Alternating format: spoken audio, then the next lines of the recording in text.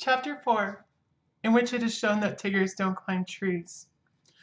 One day when Pooh was thinking, he thought he would go and see Eeyore, because he hadn't seen him since yesterday.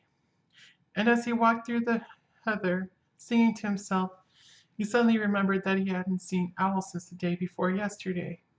So he thought that he would just look in at the 100-acre wood on the way and see if Owl was at home.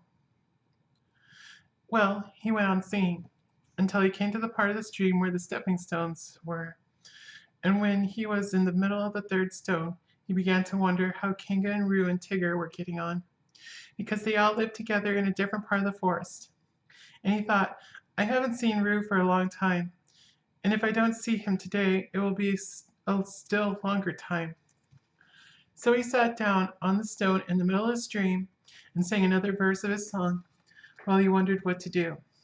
The other verse of the song was like this. I could spend a happy morning seeing Roo.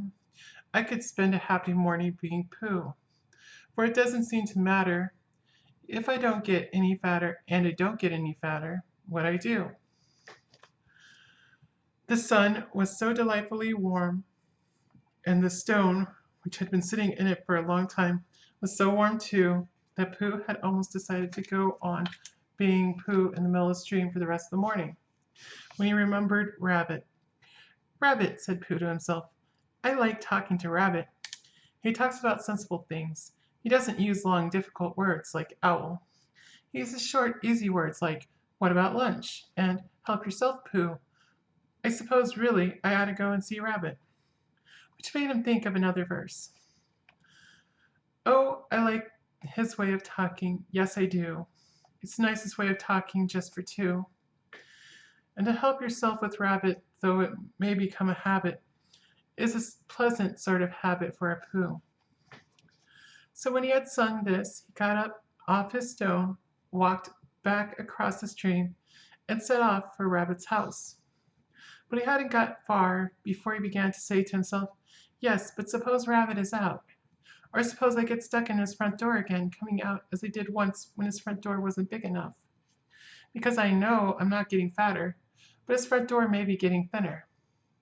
So wouldn't it be better if, and all the time he was saying things like this, he was going more and more westerly without thinking, until suddenly he found himself at his own front door again, and it was 11 o'clock, which was time for a little something.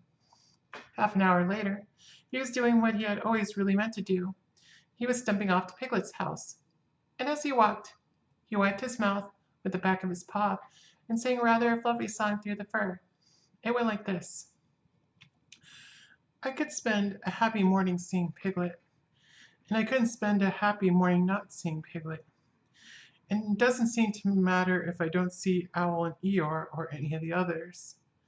And I'm not going to see Owl or Eeyore or any of the others or Christopher Robin. Written down like this, it doesn't seem a very good song. But coming through pale fawn fluff at about 11:30 on a very Sunday morning, it seemed to Pooh to be one of the best songs he had ever sung, so he went on singing it. Piglet was busy digging a small hole in the ground outside his house. Hello, Piglet, said Pooh.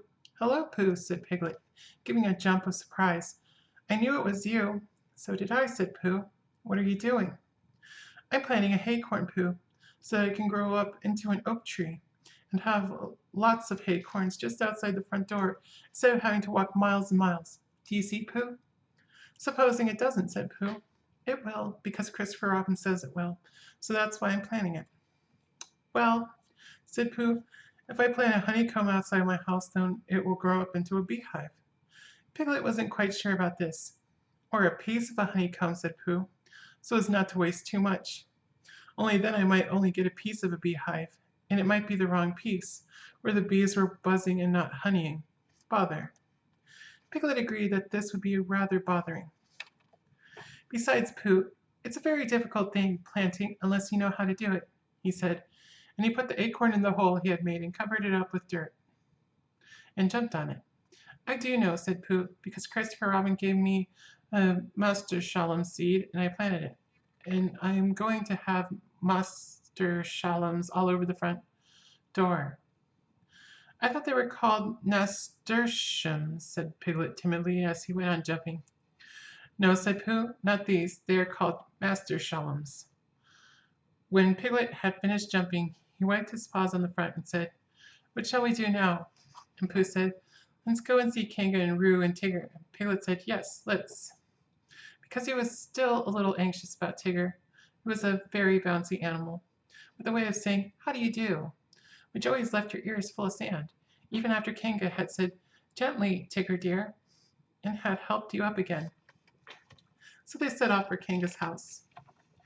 Now it happened that Kanga had felt rather motherly that morning in wanting to count things like Roo's vest, and how many pieces of soap there were left, and the 2 clean spots in Tigger's feeder.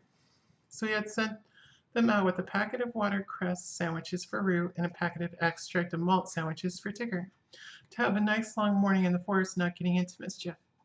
And off they had gone.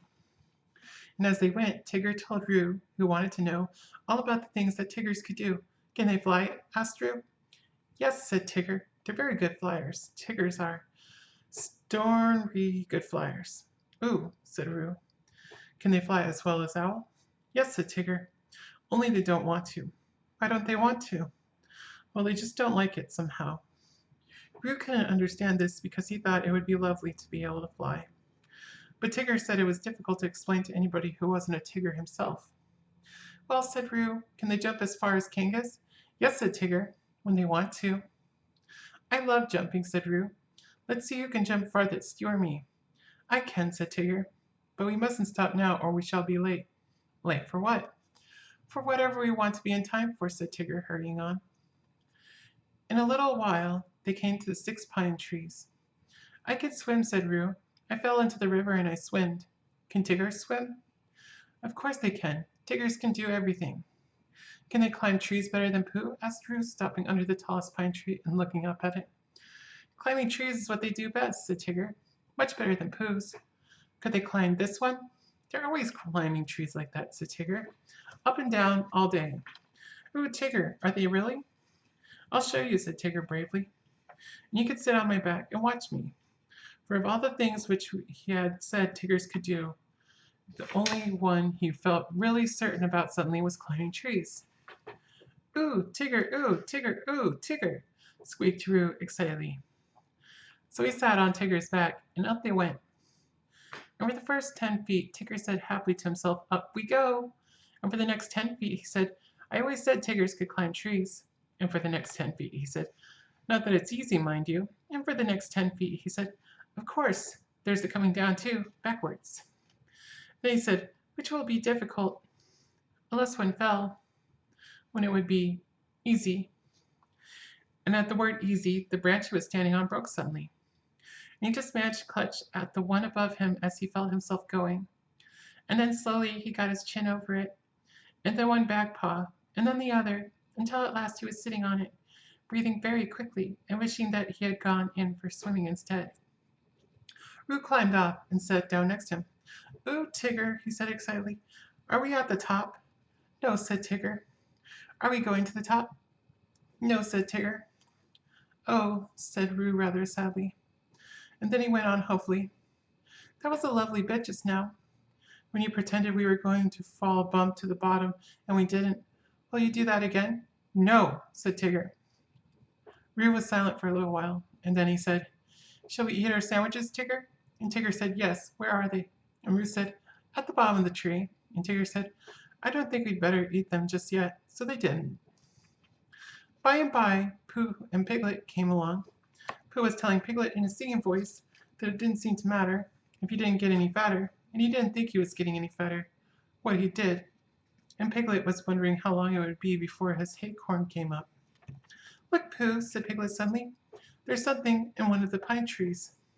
"So there is," said Pooh, looking up wonderingly. "There's an animal."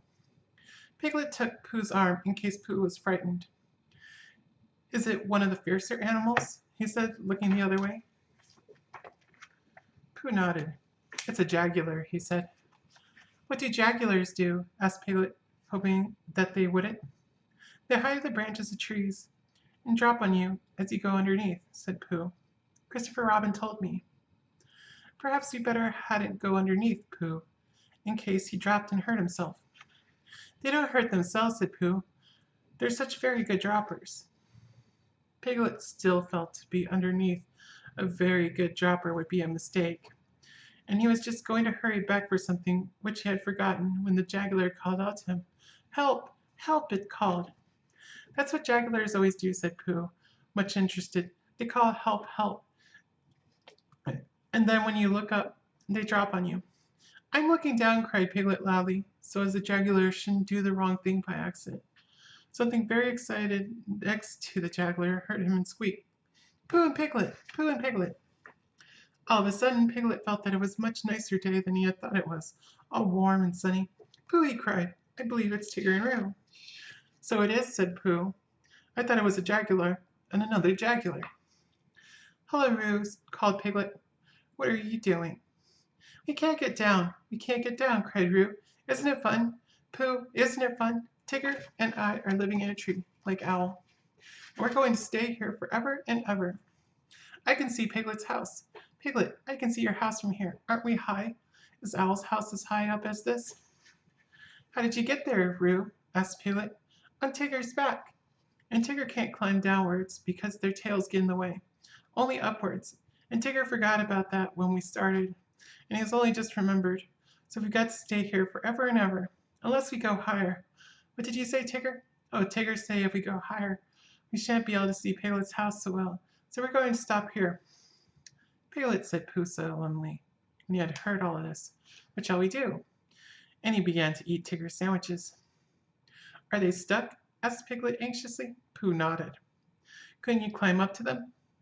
I might, Piglet, and I might bring Roo down on my back, but I couldn't bring Tigger down, so we must think of something else. And in a thoughtful way he began to eat Roo's sandwiches too. Whether he would have thought of anything before he had finished the last sandwich, I don't know. But he had just got to the last one when there was a crackling in the bracken and Christopher Robin and Eeyore came strolling along together. I shouldn't be surprised if it hailed a good deal tomorrow, Eeyore was saying. Blizzards and whatnot. Being fine today doesn't mean anything. It has no what's that word? Well, it has none of that. It's just a small piece of weather. There's Pooh, said Christopher Robin, who didn't much mind what it did tomorrow, as long as he was out in it. Hello, Pooh. It's Christopher Robin, said Piglet. He'll know what to do. They hurried up to him. Oh, Christopher Robin, began Pooh. And Eeyore, said Eeyore. Tigger and Roo are right up the 6 pine trees, and they can't get down, and I was just saying, put in Piglet, that if only Christopher Robin and Eeyore, if only you were here, then we could think of something to do. Christopher Robin looked up at Tigger and Roo and tried to think of something. I thought, said Piglet earnestly, that if Eeyore stood at the bottom of the tree, and if Pooh stood on Eeyore's back, and if I stood on Pooh's shoulders, and if Eeyore back snapped suddenly when we could all laugh, ha ha, amusing in a quiet way, said Eeyore, but not really helpful. Well, said Piglet meekly, I thought, would it break your back, Eeyore? Asked Pooh, very much surprised. That's what would be so interesting, Pooh, not being quite sure till afterwards. Pooh said, oh, and they all began to think again. I've got an idea, cried Christopher Robin suddenly. Listen to this, Piglet, said Eeyore, and then you'll know what we're trying to do. I'll take off my tunic, and we'll each hold a corner, and then Roo and Tigger can jump into it, and it will be all soft and bouncy for them, and they won't hurt themselves. Getting Tigger down, said Eeyore, and not hurting anybody. Keep those 2 ideas in your head, Piglet, and you'll be all right. But Piglet wasn't listening. He was so agog at the thought of seeing Christopher Robin's blue braces again. He had only seen them once before when he was much younger, and being a little overexcited by them, had to go to bed half an hour earlier than usual. And he had always wondered since if they were really as blue and as bracing as he had thought them. So when Christopher Robin took his tunic off, and they were, he felt quite friendly to Eeyore again, and held the corner of the tunic next to him and smiled happily at him. And Eeyore whispered back, I'm not saying there won't be an accident now, mind you. They're funny things, accidents. You never have them till you're having them. When Roo understood what he had to do, he was wildly excited and cried out, Tigger, Tigger, we're going to jump. Look at me jumping, Tigger. like flying. My jumping will be.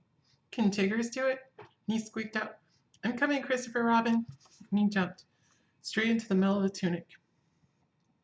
He was going so fast that he bounced up again, almost as high as where he was before, and went on bouncing and saying, ooh, for quite a long time. And then at last he stopped and said, ooh, lovely. And he put him on the ground. Come on, Tigger, he called out, it's easy.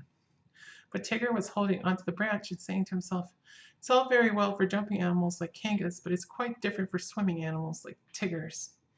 And he thought of himself floating on his back down a river, or striking out from one island to another. And he felt that that was really the life for a Tigger. Come along, called Christopher Robin, you'll be all right. Just wait a moment, said Tigger nervously. Small piece of bark in my eye. And he moved slowly along his branch.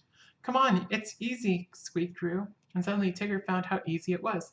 Ow! He shouted as the tree flew past him. Look out, cried Christopher Robin to the others. There was a crash and a tearing noise and a confused heap of everybody on the ground. Christopher Robin and Pooh and Piglet picked themselves up first, and then they picked Tigger up, and underneath everybody else was Eeyore. Oh, Eeyore, cried Christopher Robin, are you hurt? And he felt him rather anxiously and dusted him and helped him to stand up again. Eeyore said nothing for a long time, and then he said, is Tigger there? Tigger was there, feeling bouncy again already. Yes, said Christopher Robin, Tigger's here. Well, just thank him for me, said Eeyore.